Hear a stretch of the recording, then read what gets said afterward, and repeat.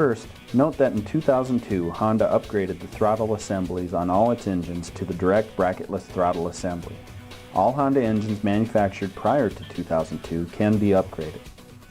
Start by removing all of the black plastic ties that hold the wire loom and throttle cable to the flex shaft. Next, remove the air cleaner and old cable. Starting at the engine end, slide the new throttle cable housing through the wire loom toward the handle. Once the new cable housing is through, wrap around the flex shaft 2 times. Insert it into the spool and tighten the set screw. Insert the cable housing at the engine end into the clamp and tighten. Attach the steel end into the outside hole on the throttle arm at the engine. Insert the steel cable starting at the engine end and push it all the way through until it comes out at the handle.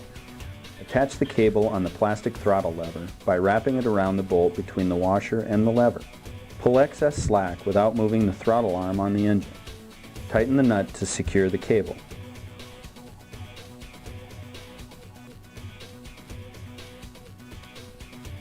Pull the throttle lever and check to make sure you have full throttle. Reinstall the air cleaner.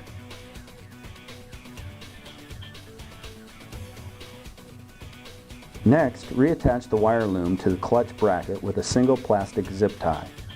Use 3 to 4 zip ties along the flex shaft so it does not hang away from the shaft. Test the operation of the throttle lever. It should pull smoothly and freely with no binding. Inspect the throttle cable and throttle bracket assembly. If necessary, adjust the throttle wire so there is minimal slack at the idle position.